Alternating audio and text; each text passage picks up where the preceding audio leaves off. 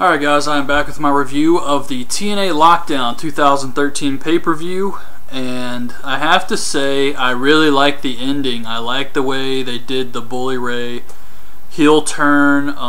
He's the president of the Aces and Eights. That's the big news. I mean, we all expected it, but it was good, and that's way more important than trying to swerve people. So I'm glad they didn't try and pull out some weird swerve and they just went with Bully Ray being the president. It's simple, but it was good. I like the way they did that.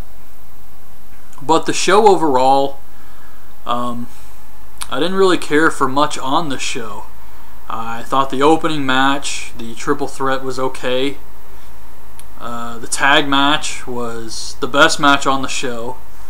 Knockouts match, Joseph Park, the Lethal Lockdown, it was all really lackluster. And the main event, even though I really liked the finish and I like what they did with Bully Ray, it was still just an okay match. And you had Kurt Angle in there trying to put on a good match with Wes Brisco, and it's not that the match was really bad, it's just I could not care about a Kurt Angle Wes Brisco match. And that's not because I don't like Wes Brisco. I think he's okay.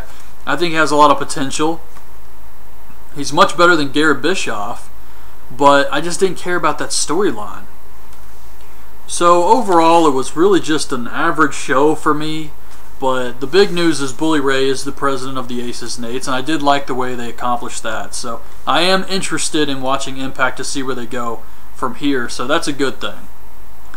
Another thing about the show, it really felt, because the hard camera was on the other side of the arena, it really felt like an old WCW show. Or because of the ramp, it kind of felt like an ECW show too. So that was kind of different. But the first match is Kenny King versus Christian York versus Zema Ion for the X Division title. They hit a cool fall-away slam powerbomb combo in the corner. A lot of dives, pretty much what you would expect. It was good. I wouldn't say it was a great match by any means, but it was okay here. And Kenny King hits the Royal Flush on Christian York for the win. So really just an average match, but I like Kenny King, I like Zema Ion and Christian York, but I have to say out of those three, Christian York was the standout in this match. I thought he did a really great job here. One spot I didn't really care for was Zema Ion is in the corner and Christian York hits a double stomp on him, and Zema Ion's just holding himself up to take the move. And I hate spots like that where the guy has to hold himself up. You see that a lot in CZW death matches where they're using all these gimmicks and the light tubes and stuff, and they have to kind of make the spots work. I remember one key spot in Tournament of Death 2 where Zandig had the chair and it was supposed to be over his face so the guy can hit a rolling senton on him. And instead, the chair just would not stay up. So instead he had to hold the chair himself, and you could just see him holding the chair. And it killed it. So, I don't know, I hate stuff like that. But, like I said, okay match. Joseph Park is talking to Borash, and Christopher Daniels and Kazarian come up and tell him that Dixie wants to see him. I guess they're trying to rib him again.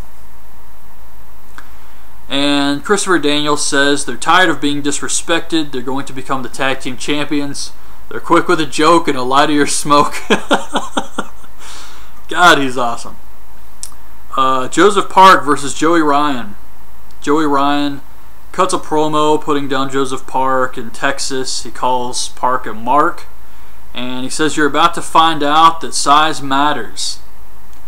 Even though Joseph Park is taller and weighs more than Joey Ryan, it was just a weird thing to say. What was the point of that? Joey Ryan is covered in oil. He rubs it on Park's face the entire time, and Park rips out some of his chest hair. And Ryan tries the old spot where, this is what wrestlers used to always do. They go for a sunset flip, and then the guy, could be babyface or heel, doesn't matter, would drop on his ass and try to crush the guy. And almost every single time, the babyface or heel will move out of the way and the guy will land on his ass. But here, Joey Ryan actually takes the move, and Park wins the match by dropping his ass on Joey Ryan. So I don't know. It was a Joseph Park match. I mean, they're all pretty much comedy. Bully Ray tells Brooke he's nervous. He wants to make everyone proud. Hogan comes in and he says, "Hey, Dad." So cheesy. And Hogan says this good little company has a chance to go on to greatness. He says there's something special about Bully Ray, and he wants him to become the leader of TNA, and he wants to live through Bully Ray. Gail Kim versus Velvet Sky for the Knockouts title. This match here, this was a strange one. Oh God, what happened? I didn't even bother writing this down. Gail hits Eat Defeat on Velvet, and Taryn Terrell's counting, and Velvet kicks out. So Gail gets pissed off, thinking Taryn Terrell's just trying to screw her over again. She pushes her in the corner, and she slaps her. And she actually tells her to disqualify her. And Taryn doesn't. Instead, she snaps, she spears Gail Kim, starts pounding her head into the mat. There's blonde hair flying all over the place. And Velvet gets up and hits the facebuster on Gail, and Taryn counts 3. So Velvet wins. I don't know. Robbie E tells Borash that Rob Terry has held him down for 2 years. He says he's going to make his former bro his hoe. And it plays the sappy video of their friendship. We get Robbie E versus Rob Terry. Rob Terry wins with the spine buster. This match was fucking painful. My God, this was a chore to get through. Just the crowd did not care. I didn't care. No one cared about this match. And it was just they got way too much time. Borash asks Austin Aries where Bobby Roode is. Aries says he doesn't need Roode. He could beat all 4 opponents without him. But luckily he doesn't have to. Roode walks up and says, "Miss me?" That's it. So the contract problems have been resolved. Bobby Roode is back with TNA, I guess. I'm not surprised. I don't see what the big deal is. These things happen. I didn't expect Bobby Roode to show up on WWE because TNA forgot to sign his contract. Big deal. Like I said, things like this happen. And I think even WWE at one point forgot to sign The Rock to a new contract. The Rock. So things like this happen. It's no big deal. It's over now. Bobby Roode is still with TNA. I'm not surprised. So Austin Aries and Roode versus Chavo and Hernandez versus Daniels and Kazarian for the tag titles. This was a good match. I just have a couple of nitpicks here, and it's really just the finish. I didn't really care for the finish. I don't know. It's just me. I'm not saying it was terrible or anything, but I just didn't like it. And I understand that Chavo and Hernandez are the babyface hometown heroes, but this match really just felt like the Chavo and Hernandez show to me. And it was still a good match, best match on the show, but I just felt like they put way too much focus on Chavo and Hernandez and not enough on the other guys. Hernandez gets Aries up for a backbreaker. Chavo puts Kazarian on his other shoulder. He hits a double backbreaker. It was different. Chavo gets ready for the frog splash, and as he's jumping through the air, Roode tags his leg, tagging himself into the match. So Chavo hits the frog splash. Austin Aries runs in and throws him out of the ring, and Roode steals the pin. So they keep the tag titles. I didn't really like the way the finish was, but I have to give Roode credit because that could have gone really badly. Taryn Terrell tells Borash that she had to stand up for herself, and Gail attacks her again, but it's broken up. D'Lo Brown is giving a speech to the Aces and Eights. He says Anderson is the smartest man in the locker room because they recruited him and he said yes. And he asks who wants to go in first in Lethal Lockdown, and Doc says he wants to go in first. But then in the match, it's Anderson going in first. Doc goes in last. So what the fuck? Kurt Angle says tonight he's going to make Wes Brisco famous. It's Angle versus Wes Brisco. First cage match on the show. I know usually they have every match in a cage, but for this lockdown it was just the last 3. This match here, I said earlier, it wasn't really a bad match. I just could not get into this. Could care less about this one. Angle hits a German suplex on Wes from the top rope. Ref takes a bump. Angle gets Wes in the ankle lock and he's tapping out, but the ref is down. So he picks him up, hits an Angle slam on him, and he goes to walk out of the cage. But D'Lo Brown runs out, attacks Kurt Angle, throws him back in, pulls Wes out. The ref comes to. Wes Brisco wins the match. Lethal Lockdown. Anderson and Magnus start the match off. Next is Mike Knox, or Nux as they're calling him now. Then Samoa Joe, Garrett Bischoff, who gets a "You Can't Wrestle" chant again. Eric Young, Devon, James Storm, and Doc. And finally Sting. And Sting comes out with the weapons, which is really unfair. And I know Taz actually mentioned this on commentary, but I was thinking the same thing. Why does Sting get to come out with the weapons? It doesn't make any sense. It was stupid. So Sting comes out with a baseball bat. He's got 2 trash cans full of your usual weapons. Canes, chairs, lids. And they all just walk around and hit each other with crap. That was it. That was this match. They did hit a huge Tower of Doom spot. Garrett Bischoff is at the top of the cage, and they go up to hit a double suplex on him. And then some of the aces and eights run-ups. There was like a 6-man Tower of Doom. Samoa Joe's on the bottom. He pushes the aces off, and they hit the double suplex on Garrett. From the top of the cage, kind of. He was sliding down, actually, but it was a cool spot. And then Sting tells Eric Young to go up for the elbow drop. And Eric Young climbs to the top rope, and Sting says, "No, go to the top of the cage." And what surprised me about this is Eric Young is obviously a person with mental issues. I mean, he's special now. And I think he's got brain damage from the attack. I think it was the band that attacked him and beat the shit out of him and gave him brain damage. So Sting is telling this mentally challenged person to climb to the top of the cage and hit an elbow drop on Mike Knox. And that was just kind of strange to me, but he hits the elbow drop, pins him. Team TNA gets the win. That was it. I thought it was boring as hell. It was so predictable.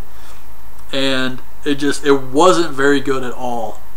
As soon as the weapons came into play, the baby faces were just destroying the aces and eights with a trash can. It's, oh my god, we've seen the trash can spots. There was no blood or anything.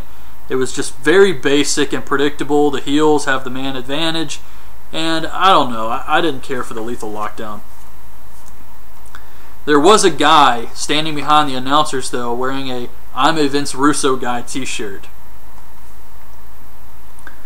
So it's Bully Ray versus Jeff Hardy for the world title and the leader of TNA.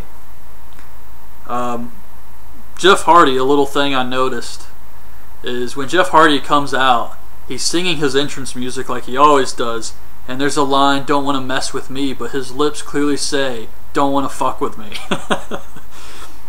And Taz lets us know that Bully and Hardy have respected each other for many years. And he says, "I can tell you that from behind the scenes." Oh my god, Taz was full of just some crazy ass lines in this match. There was a spot where Bully Ray kicks Jeff Hardy off the top rope and he crotches himself, and Taz says something like, "I don't know what's worse, him getting kicked in the mush or landing right on his oatmeal." And then a couple minutes pass, and it sounds like Taz farts on commentary. If you don't believe me, go back and listen, because something happens, it sounds like farting, and the announcers are really quiet the entire time. And I'm going to assume it was Taz. But he also says this match would be better if it was Devon versus Jeff Hardy or D'Lo versus Bully Ray. And Kennelly says the Aces and Eights already competed in Lethal Lockdown. They lost. So he kind of owned Taz with that comment. But Taz was so annoying on this show. And it really reminded me of when he would do the Royal Rumbles with Jim Ross. And he would constantly talk about how SmackDown is so much better than Raw. And when a guy would come out for the Rumble, he would say, hey, that's a SmackDown guy. I bet you wish you had him on Raw. I hated that shit, man. It killed the Rumble for me. I can't remember if he did more than one Rumble, but it killed every Rumble because of his lame-ass jokes. Garrett and Wes Brisco climb up the cage, and Bully and Jeff Hardy fight them off. Bully hits a 6 sit-down powerbomb on Hardy off the top rope. Hogan and Brooke come out to cheer Bully on. The Aces and Eights climb back in, and Bully hands Hardy a chain. They're standing back to back, ready to fight off the Aces who are climbing into the cage.